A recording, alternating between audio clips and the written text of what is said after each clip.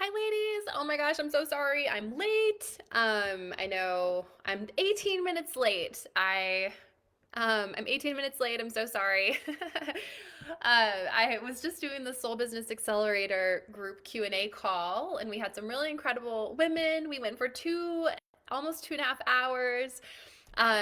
Yeah, anyway, I'm just fresh off of that. But today I want to talk about something that's so important, how to make the right decisions in our business. And what I see the biggest differentiating factor in entrepreneurs who make it versus entrepreneurs who do not is one, they make very quick decisions.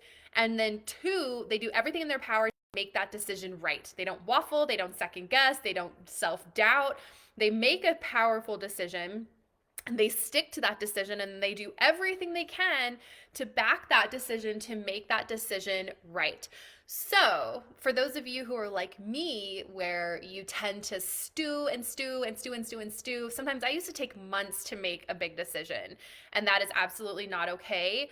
If you want to build an empire, if you want to have global impact, if you want to earn millions, if you want to impact millions, or even if you just want a small little boutique coaching business, you have to make the right decisions. So, how do we know how to make the right decisions? Here's kind of my evaluating process.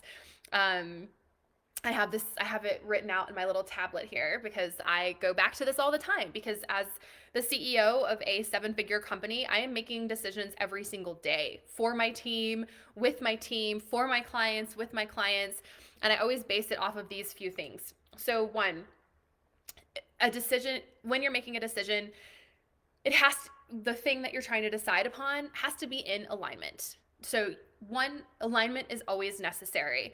As long as it's in alignment, and what do I mean in alignment? Is this in alignment with my higher purpose? Is this in alignment with my mission? Is this in alignment with what I'm trying to do here? And if not, then the decision for me is an absolute no. It's a no, and I will walk away from that. Okay. If it is in alignment and it feels like it's going to serve my purpose, serve our company's greater mission, is it going to do something that is going to get me to where I want to be? Then I will go through and ask myself these next questions. Okay. But if it's a no, then it's out. Because here's the thing, when we are in alignment, one, everything just works so much easier. When we're trying to go against the grain, like we're not actually here to go against the grain. Do you know what I'm saying? Like we're here to be in flow. We're here to be divinely guided. And so I think all of us as soulful entrepreneurs, we have a purpose to fulfill. We have a mission. We have a reason why we're here. And so by making decisions that are in alignment with that, it's going to make your life so much easier.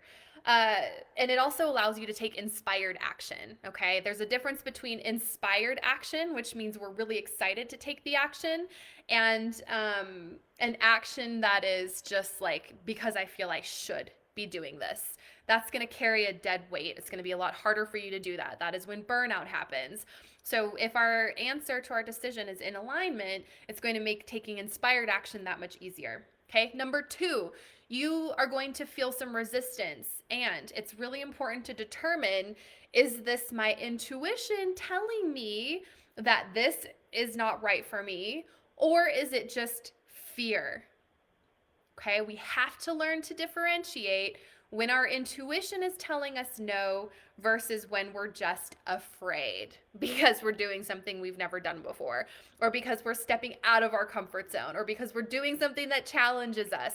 Because anytime we do something new that we haven't done before, our brain doesn't have the neural pathway or the understanding of what this feels like. And so that's going to create discomfort and fear because we've never done it before. And our brains are psychologically designed to feel fear of the unknown. So we have to determine when we're making decisions, what is fear versus what is my intuition telling me that this isn't right. Okay. Everyone has different ways of doing that. For me, I know in my body the difference. I know from many years now of stepping into fear, and following my intuition, what that feels like in my body. But usually, if you're not used to working with that yet and you don't really know, the first step is always take some sort of action towards the thing. Okay. And if you take some sort of action towards the thing, let's say, for example, you're trying to decide whether to do this big speaking engagement and you're like, oh my God, I'm totally terrified.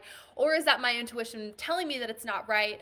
Take some action, okay? Say yes to it. Or maybe tell your partner about it, or tell your mom about it, or your friend about it, or start letting people know that you're gonna be talking at this place and see how you feel. If you're like, nervous but excited, then you know that it's just fear that's holding you back. If you're like, ugh, it just feels like heavy and just draining and like all the dread and just it feels off, then you know that that's your intuition telling you, hey, that's probably not the right opportunity at this time.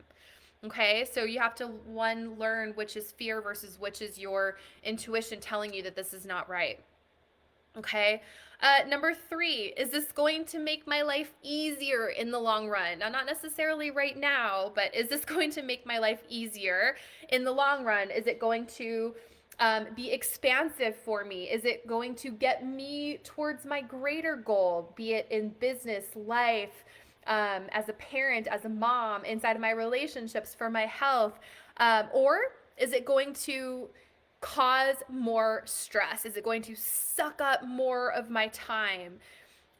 Now, the tricky thing here is when we're building a business, a lot of times we have to make a decision that's going to make our life a little bit more cluttered and chaotic at the moment. But that goes back to point two where we were talking about, but in the long run, is this going to make my life easier? So let's say you're just trying to figure out if you want to start your own business. Well, hell yeah. If you're working a full-time job and you're a mom, which is what I was when I was starting my own business, starting a business is going to make my life more chaotic and it's going to make my life more stressful in the short term until it's going enough to where I can quit my job. I can leave my 9 to 5. I can earn $1 million a year in my business and be able to do whatever I want because I have the money and the financial freedom. Okay. So sometimes we might have to make a decision in the short term that's going to cause a little bit of extra like stress or discomfort, but is it in the long run going to pay off and be more expansive and work towards our greater goal, and make my life easier? Okay. 4, does it make sense financially? Now, this is another tricky one, but it has to make sense financially. So, just as an example, we're just getting ready to bring on a new social media person, and she was like, we charge $8,000 a month. And I started thinking about that. Does that make sense financially for us? This is a position where I'm paying somebody to just do something in my business.